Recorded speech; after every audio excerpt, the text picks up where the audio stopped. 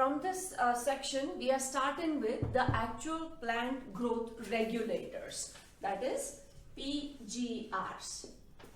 Discovery of all these plant growth regulators was accidental. That means the scientists were working on something and they ended up finding out these phytohormones. We will start with the first one, that is auxins. Auxins, they exist. This was with the observation which was made by Charles Darwin and his son Francis Darwin. So that these auxins exist, or chemicals like auxins exist, this all started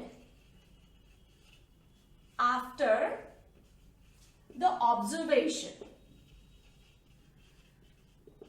And we are specifically writing observation because Charles Darwin and his son, they don't get the credit for discovery. Discovered, when we say auxins were discovered by, the name of the scientist is Wendt. We will talk about it.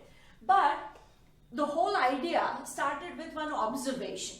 And that observation was by Charles Darwin and his son Francis Darwin. The observation was that when coleoptile of canary grass,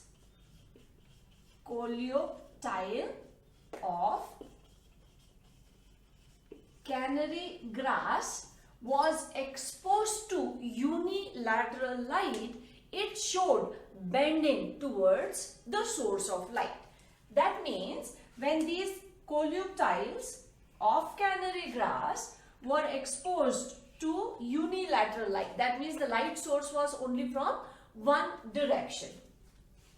The change which was observed was that these coleoptiles, they bend towards the source of light. And this observation actually triggered that there is some chemical which is found at the tip of the coleoptile which perceives the light stimulus. So this observation led to one conclusion, that coleoptile has a chemical which perceives light. Later on, it was found out that this chemical was auxin. So this is the first scientific proof of existence. Then the other scientist who actually discovered it was Wendt. So Wendt discovered and isolated auxins, and he isolated it from the coleoptile or seedlings of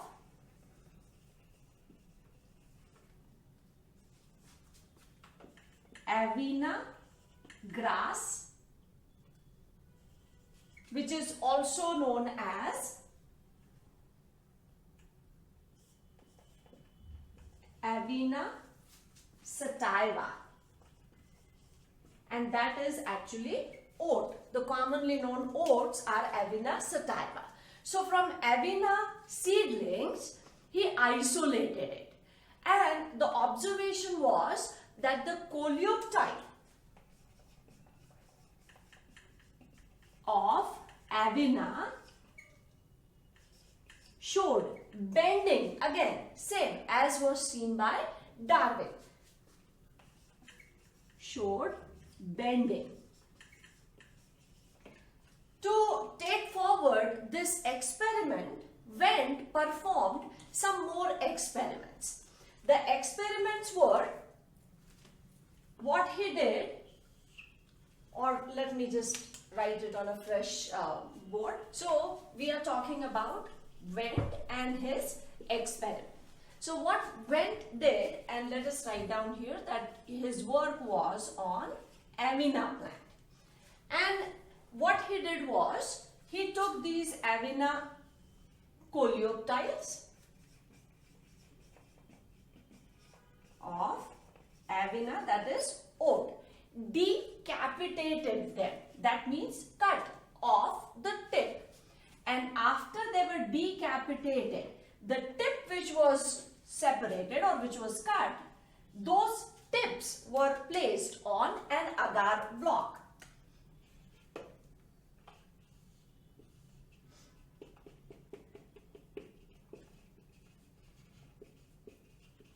All these tips, they were placed on these agar blocks.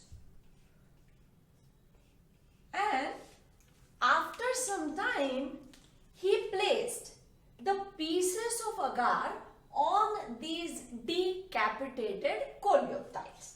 That means what was done was, these decapitated coleoptiles were taken from here, and a piece of agar, that means this block, agar block, was cut into pieces, and this piece was placed on it. So now this is the agar piece or agar block. And after this, when it was exposed to this unidirectional light, it was found that this decapitated coleoptile also showed bending.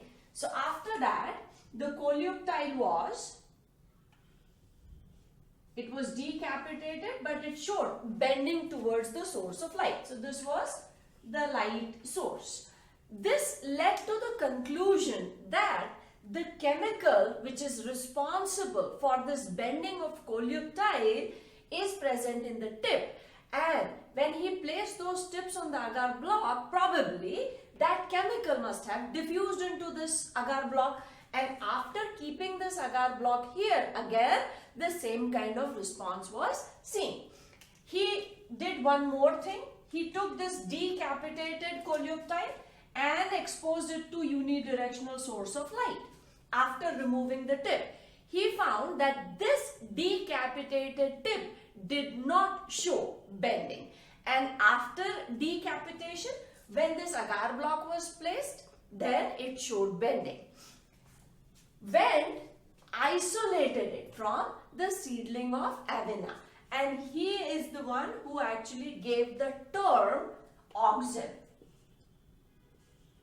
Term Auxin was also given by Wendt, which means to grow. So the meaning of the word Auxin is actually to grow, and that is why this term was given. So Wendt is the person or the scientist who discovered Auxins, isolated Auxins from the seedling of Avena sativa, that is oat, and he is the one who gave the term, that is Auxin also, which means to grow. Another scientist, his name was Kogel. He isolated auxins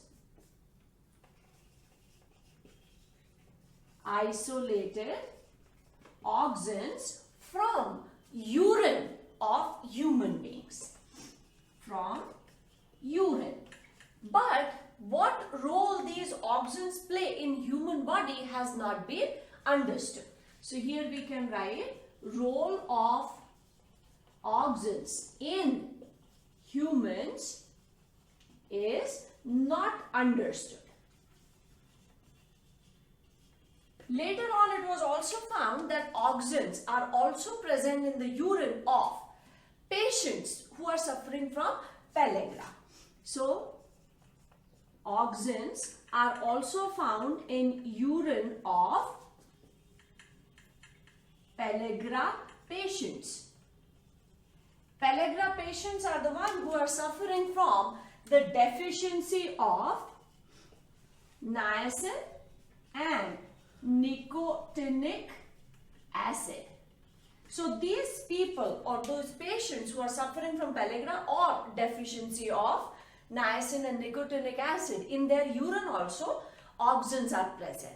So auxins have been isolated from urine, but their role has not been understood Yeah.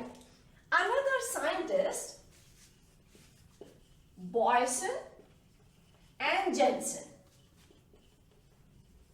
they also performed a slightly different experiment to see how these auxins work and what exactly happens when the light falls on this.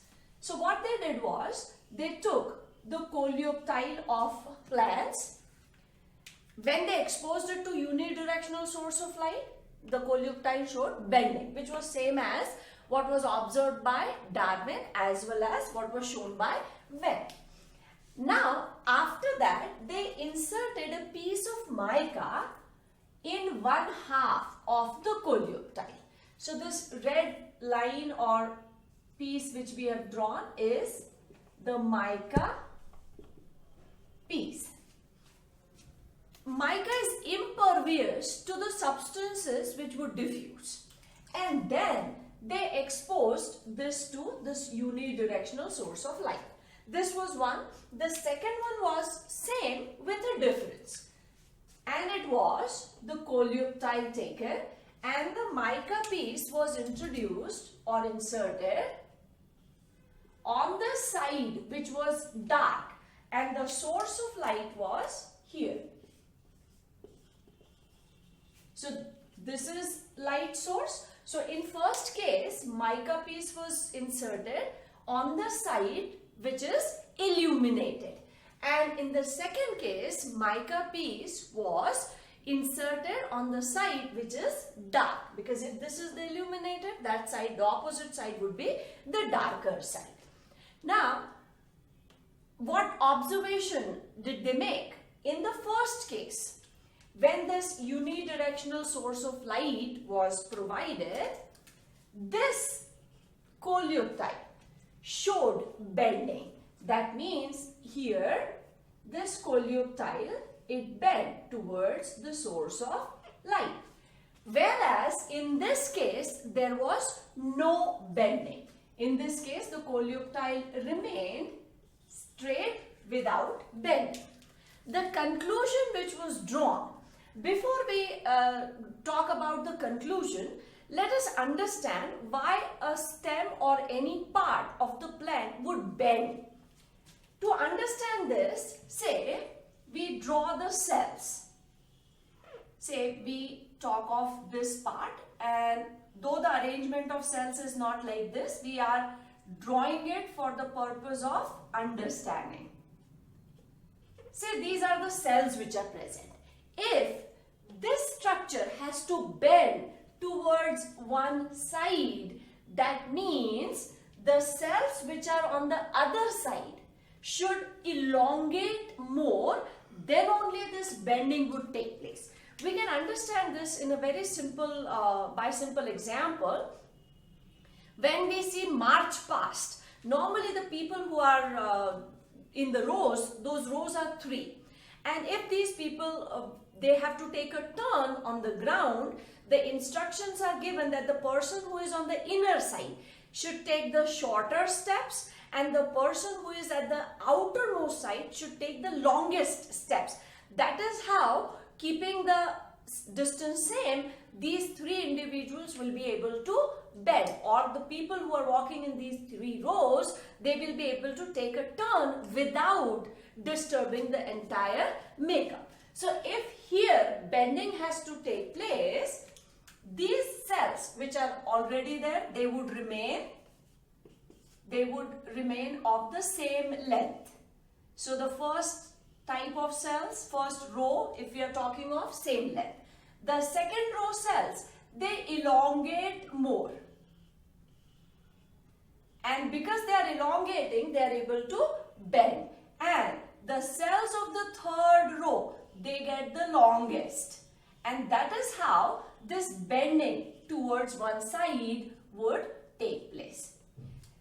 So, when something has to bend, if this is the light source, here the cells will show least elongation, and the cells which are on the darker side would show maximum elongation, and then only the structure is going to bend towards this side. So, in this case, the observation was, in first, when the mica was inserted on the illuminated side, the coleoptile showed bending. The reason was the auxins were diffusing from the darker side and they were responsible for elongation of the cells on the darker side. So here the cells must have elongated more, and that is why bending took place. In the second situation, so here the auxin was able to diffuse. In this case, auxin was not able to diffuse on the darker side, and that is why the cells on the darker side did not get elongated, and so there was no bending. So this gave us one more information that auxin works more on the cells of darker side.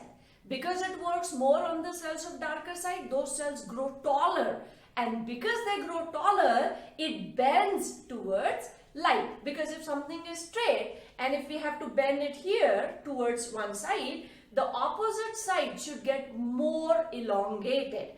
So Boyson and Jensen's experiment showed us two things, that auxin diffuses down and it is effective more on the cells of darker side. So all these scientists, first observation of Darwin gave us the hint that some chemical of this kind exists. Wendt was the one who isolated it from Avena coleoptile and showed this experiment. Then Kogel isolated it from human urine, and Boyson and Jensen's experiment using this mica strip or mica piece. So now we know the things about the discovery and isolation of auxins. Now let us talk about the other things related to auxins, synthetic and natural auxins, and its functions. Let us now talk about some more important things about auxins. We know that these are derivatives of indole compounds.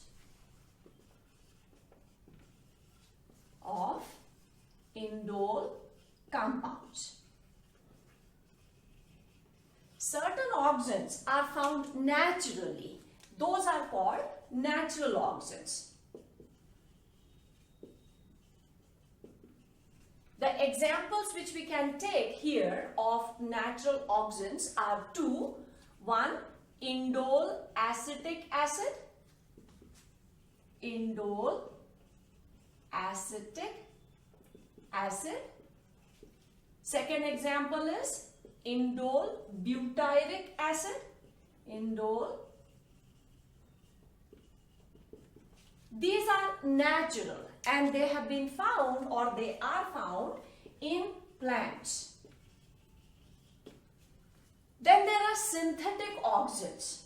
Synthetic auxins means prepared.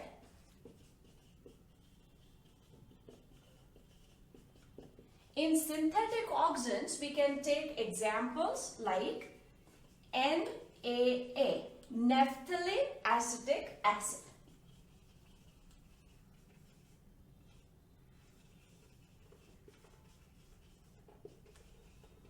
We can also take the example of 2,4-D, which is 2,4-dichlorophenoxyacetic acid.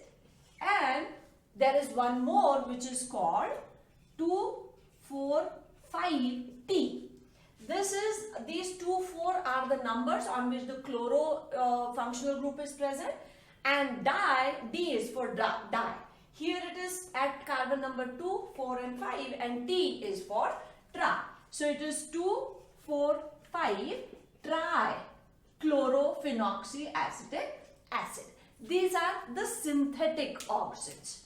Now when we talk of auxins, we use some more terms like free auxins.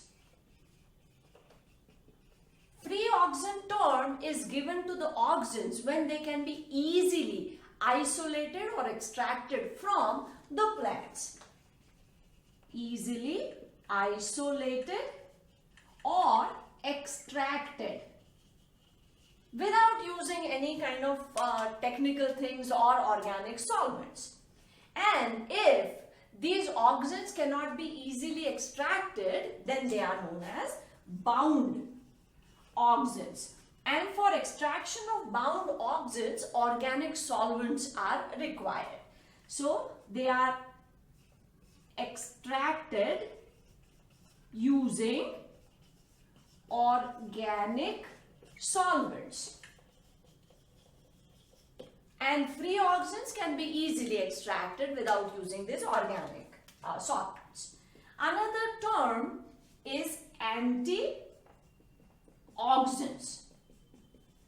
Antioxidant term is given to those chemicals whose action either stops the action of auxin or is against the auxin action. So, substances which inhibit or stops or inhibits the action of auxins.